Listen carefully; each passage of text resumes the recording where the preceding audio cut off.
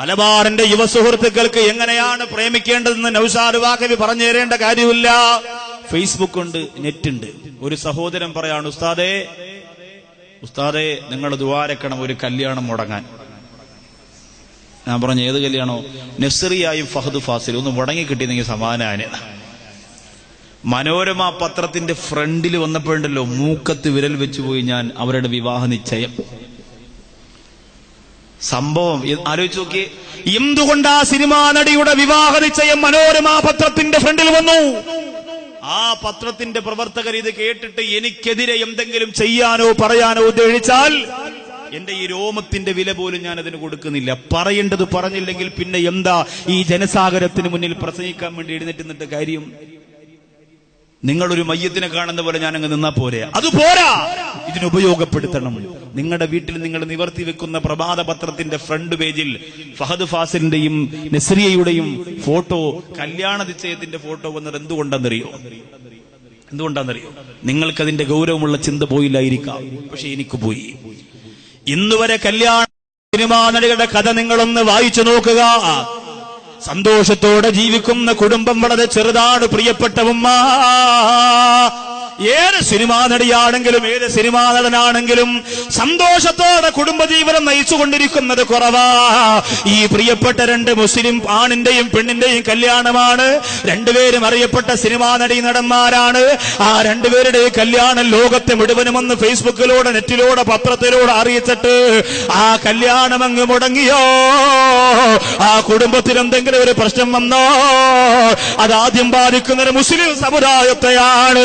അതിന്റെ പേരിൽ കരിവാരിത്തേക്ക് ലോകത്തിന്ന് വരെ പ്രിയപ്പെട്ടവരെ ജൂതശക്തികൾ ശ്രമം നടത്തിയിട്ടുണ്ട്. പക്ഷേ നമുക്ക് മുസ്ലിം പത്രങ്ങൾ വേണ്ടല്ലോ, നമുക്ക് മുസ്ലിം പ്രസ്ഥാനത്തിന്റെ പത്രങ്ങൾ വേണ്ടല്ലോ. നമുക്ക് നാണക്കേടല്ലേ, നമുക്ക് അന്തസ് നോക്കണ്ടേ, നമ്മുടെ കുടുംബത്തിന്റെ മഹിമ നോക്കണ്ടേ? നോക്കിക്കോ മുസ്ലിമേ, എന്റെ പ്രിയപ്പെട്ടവരോട് ഞാൻ ഓർമ്മപ്പെടുത്തുകയാണ്, മലബാറിന്റെ ചെറുപ്പക്കാരോട് പ്രേമിക്കേണ്ട കാര്യം ഞാൻ പറഞ്ഞു തരണ്ട. എത്രയോ മയ്യത്തുകൾ കൊണ്ടുവന്ന് കബറടക്കിയതാ, എത്രയോ മയ്യത്തുകളെ പോസ്റ്റ്മോർട്ടം ചെയ്തതാ, എത്രയോ ശരീരങ്ങൾ ട്രെയിനിന്റെ മുന്നിൽ കിടന്ന് ചതഞ്ഞെറിഞ്ഞതാ, എത്രയോ ശരീരങ്ങൾ ഒരു ചുരിദാറിന്റെ ഷാളിൽ കഴുത്തിൽ ചുറ്റിയിട്ട് ഫേനിൽ തൂങ്ങി നിന്നാടിയതാ. എന്തിന്റെ പേരിലാ?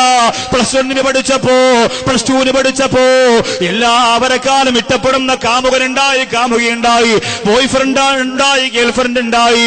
അവൾക്ക് വേണ്ടി, അവന് വേണ്ടി ജീവിക്കാനും മരിക്കാനും തീരുമാനിച്ചു. നീ എന്റെ കണ്ണാണ്, നീ എന്റെ കരളാണ്, നീ എന്റെ മലരാണ്, നീ എന്റെ മുത്താണ്, നീ എന്റെ സത്താണ്, നീ എന്റെ സ്വത്താണ്, നീ എന്റെ പൊന്നാണ്, നീ എന്റെ മിന്നാണെന്നൊക്കെ പറഞ്ഞ് കത്തെഴുതി മെസ്സേജ് എഴുത്ത് കമന്റ് എഴുതിയിട്ട് ഒരു പെണ്ണിന്റെ വിചാരത്തിന്റെ പ്രായത്തെ മനസ്സിലേക്ക് ആവാഹിച്ചെടുപ്പ് ചെറുപ്പക്കാരാ. ഒരു കാമുകന്റെ മനസ്സിലുള്ള സർവ്വതും തന്റെ മനോമുഖരത്തിലേക്ക് കൊണ്ടുവന്ന 17 പ്രായത്തിളപ്പുള്ള പെൺകുട്ടികള്, നിങ്ങൾക്ക് പ്രേമിക്കുന്നതിനെ കുറിച്ച് നൗഷാദ് വാഖവി പറഞ്ഞു തരണ്ട.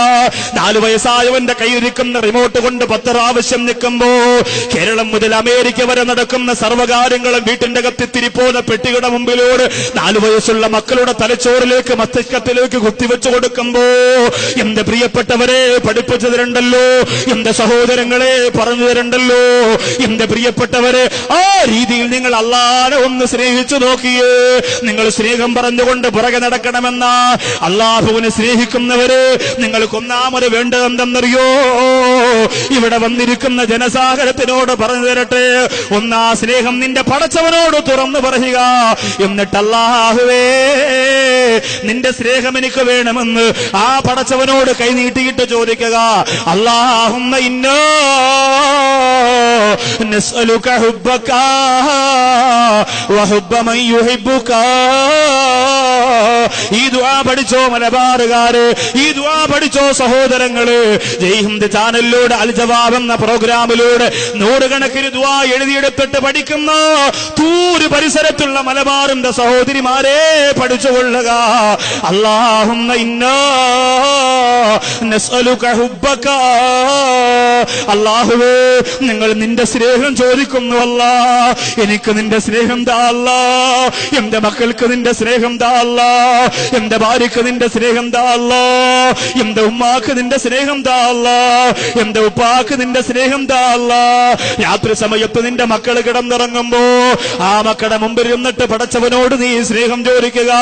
വഹുബ്ബ മൻ യുഹിബ്ബുക.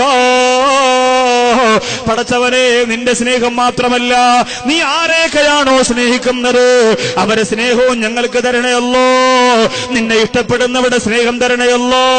നിന്നെ സ്നേഹിക്കുന്നവരുടെ സ്നേഹവും ഞങ്ങൾക്ക് തരണയല്ലോ. എന്റെ മലബാറിന്റെ തീരത്ത് വന്ന ഇൽമിന്റെ മണിമുത്തുകൾ പെറുക്കിയെടുക്കാ തൂറിലേക്ക് പറന്നു വന്ന സർവത്തിന്റെ പറവകളായിട്ട് പ്രാവർത്തികമാകാൻ കൊതിച്ചിരിക്കുന്ന സഹോദരങ്ങളെ, ഇന്ന് മുതൽ ജീവിതത്തിൽ നിർബന്ധമായി ഉണ്ടായിരിക്കേണ്ടുന്ന പ്രാർത്ഥന, അല്ലാഹുമ്മ ഇന്നാ നസ്അലുക ഹുബ്ബക വഹുബ്ബ മൻ യുഹിബ്ബുക. അത് മറക്കണ്ട. എല്ലാവരും ഒന്ന് പറഞ്ഞ് അല്ലാഹുമ്മ അല്ലാഹുമ്മ അല്ലാഹുമ്മ ഇന്നാ നസ്അലുക ഹുബ്ബക വഹുബ്ബ മൻ യുഹിബ്ബുക. ഇത് പറയുമ്പോൾ ചില വ്യക്തികൾ പറയില്ല. അവരുടെ പേരാണ് അഹങ്കാരി എന്ന് പറയും. തൊപ്പിയുണ്ടാവും, താടിയുണ്ടാവും, തഴമ്പുണ്ടാവും. വിനയമുള്ളവർക്ക് ഇതൊക്കെ ചെയ്യാൻ കഴിയുള്ളൂ. അല്ലാത്തവർ ഇങ്ങനെ ഇരിക്കും അറക്കുറ്റി പോലെ. ഞാനിപ്പോ കാഞ്ഞാറൊരു സ്ഥലത്ത് പ്രസംഗിക്കാൻ പോയി. അവിടെ പ്രസംഗിക്കാൻ പോയപ്പോൾ അടുത്ത റബീഉൽ അവ്വലിന് മുമ്പ് 1,00,000 സ്വലാത്ത് ചെല്ലാൻ ആഗ്രഹമുള്ളവർ ഒന്ന് കൈപൊക്കാൻ പറഞ്ഞു. ചൊല്ലാൻ പറഞ്ഞില്ല, ആഗ്രഹമുള്ളവർ. പെരിന്തൽമണ്ണയിൽ ചൊല്ലുമെന്ന് ഉറപ്പുള്ളവർ പൊക്കാൻ പറഞ്ഞു. അൽഹംദുലില്ലാ, സന്തോഷമായിരുന്നു. അവിടെ രണ്ടാമത്തെ ദിവസം ചില ദുആയിനിടയിൽ ചില അനുഭവങ്ങൾക്കൊക്കെ പലർക്കും ഉണ്ടായി എന്ന് പറയുന്നതിൽ വളരെ സന്തോഷം. അല്ലാഹു തആല ഔലിയാക്കന്മാരോടുള്ള ബന്ധം നമുക്ക് നിലനിർത്തി തരട്ടെ. അത് ചില മജ്ലിസിൽ ഉണ്ടാകുന്നത് വലിയ അത്ഭുതമാണ്. അല്ലാഹു തആല ഇവിടെയും ആ ഒരു അത്ഭുതം അല്ലാഹു നമുക്ക് തരട്ടെ. മഹാന്മാരുടെ നോട്ടമുണ്ടെങ്കിൽ അതൊക്കെ അവർ നടത്തും സഹോദരങ്ങൾ. അതൊക്കെ വലിയ അത്ഭുതവും അനുഗ്രഹവുമാണ്. മരിക്കുന്നത് വരെ അല്ലാഹു നിലനിർത്തി തരട്ടെ. 1,00,000 സ്വലാത്ത് റബീഉൽ അവ്വലിന് മുമ്പ് ചൊല്ലി തീർക്കാൻ ആഗ്രഹമുള്ളവരെന്ന് കൈ ഉയർത്താൻ പറഞ്ഞപ്പോ പോണ നേരത്തെ പോകാൻ വേണ്ടി പറഞ്ഞ ആൾ അവനെ ചിരിയേരം കേട്ടോണ്ടിരുന്നുള്ളേ ഉള്ളൂ. പോയി ദ്വാരക്ക് ഇൻഷാ. 1,00,000 സ്വലാത്ത് പരിശുദ്ധ അടുത്ത റബീഉൽ അവ്വലിന് മുമ്പ് ചൊല്ലി തീർക്കണമെന്ന് ആഗ്രഹമുള്ളവർ കൈവെക്കാൻ പറഞ്ഞപ്പോ ഏകദേശമുള്ള ആണും പെണ്ണും ചെറുതും വലുതും ഒക്കെ പൊക്കി. രണ്ടുപേരും വലിയ കമ്മീസൊക്കെ ഇട്ടിട്ട് ഇങ്ങനെ ഇരിക്കാൻ, അനങ്ങാതെ അങ്ങനെ കൈ പൊക്കുന്നില്ല. ഞാൻ വിചാരിച്ചു ഇനി പിന്നെ അറബികളോ സായിപ്പോ മദാമയൊക്കെ ആയിരിക്കും. അല്ലെ പിന്നെ ഇത് പറഞ്ഞാൽ മനസ്സിലാവണ്ടേ. മലയാളത്തിലല്ലേ ഞാൻ പറഞ്ഞു. പൊക്കിയില്ല. ഞാൻ നോക്കി വെച്ചിരുന്നു. 2 സദസ്സിലിരിക്കുന്നവർ ഒരാള് അടുത്തിരിക്കുന്നവരോട് അസ്സലാമു അലൈക്കും എന്ന് പറയാൻ പറഞ്ഞു. അതൊരു വിനയമുള്ള മനുഷ്യനെ കൊണ്ട് മാത്രമേ സാധിക്കുള്ളൂ. അടുത്തിരിക്കുന്നത് ഇപ്പൊ നിങ്ങളുടെ അടുത്തിരിക്കുന്ന ആരൊക്കെയാണെന്ന് നിങ്ങൾക്ക് പോലും അറിയില്ല. എങ്കിലും ഒന്ന് സലാം പറയാൻ പറഞ്ഞു. അസ്സലാം ഉസ്താദ് പറഞ്ഞതല്ലേ എന്ന് വെച്ചിട്ട് പെട്ടെന്ന് അസ്സലാമു അലൈക്കും. പരസ്പരം ഒരു ബന്ധത്തിന് വേണ്ടിയാണ്, ഈ സദസ്സിന്റെ ഒരു വലിയ പൊരുത്തത്തിന് വേണ്ടിയാണ്. അങ്ങനെ സലാം പറയാൻ പറഞ്ഞപ്പോ എല്ലാവരും അങ്ങോട്ടും ഇങ്ങോട്ടും കൈ കൊടുത്ത് അസ്സലാമു അലൈക്കും അസ്സലാമു അലൈക്കും അസ്സലാമു അലൈക്കും പറയുന്നു. പക്ഷേ ഈ 2 ആളുകൾ അപ്പോഴും മയ്യത്തിനെ അടക്കുന്നതിന് മുമ്പ് കസേര ഇരുത്തിരിക്കണ പോലെ ഇങ്ങനെ ഇരിക്കണം. ഇത് കണ്ടപ്പോ എനിക്ക് മനസ്സിലായി അവരുടെ പേരാണെന്താ, പുത്തൻവാദികൾ എന്ന് പറയും. നീളമുള്ള കുപ്പായോ കൊണ്ട്, പക്ഷേ മനസ്സിന്റെ അകത്ത് സുന്നത്ത് ജമാഅത്തില്ല, അള്ളാഹുവിന്റെ ദീനിനോട് സ്നേഹമില്ല. പിന്നെ എന്റെ പ്രസംഗമൊക്കെ ഞാൻ അവിടെ നിർത്തിയിട്ട് 1/2 മണിക്കൂർ നല്ല ജീരകാരിഷ്ടവും ദശമൂലാരിഷ്ടവും എല്ലാം കൂടെ മിക്സ് ചെയ്തൊരു വാദമുണ്ട്. അത് മലബാറുകാർ ഇതുവരെ കേട്ടിട്ടില്ല. കേൾക്കാനുള്ള ഇടവരുത്താതിരിക്കട്ടെ. അത് ഇടവന്നാൽ നിങ്ങൾക്കിടയിൽ പ്രശ്നക്കാരുണ്ടെന്നാണ് അതിന്റെ അർത്ഥം.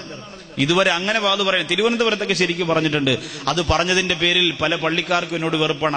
അതൊന്നും വിഷയമേ അല്ല. ആ വെറുപ്പിനിപ്പോ മലബാറുകാർക്ക് ഉണ്ടായാലും അതിലൊന്നും വിഷയമൊന്നുമില്ല. അതൊന്നും ഒരു പ്രശ്നമല്ല. പക്ഷെ ഞാൻ പറയുന്നത് ആ 2 വ്യക്തികൾക്ക് വേണ്ടി മാത്രം 1/2 മണിക്കൂർ പ്രസംഗിച്ചപ്പോ പതുക്കെ 2 സ്റ്റേജിൽ നിന്ന് അല്ല സദസ്സിൽ നിന്ന് പൊങ്ങി. ലാസ്റ്റ് ദുആ തുടങ്ങുന്നതിന് മുമ്പ് പതുക്കെ 2 സ്റ്റേജിൽ നിന്ന് പോയി. അങ്ങനെയല്ല, ദുആക്ക് അവരിരുന്നാ പിന്നെ നമ്മുടെ ദുആ സ്വീകരിക്കൂലല്ലോ. അതുകൊണ്ട് അവര് പോയി, നമ്മുടെ ദുആ റാഹത്തായി. 2 നല്ലതുപോലെ കൊടുത്തു, പൂരെ കൂടി. ഇനി മരിക്കുന്നത് വരെ ആ വാക്കുകൾ അവർ മറക്കൂല, ഉറപ്പാ.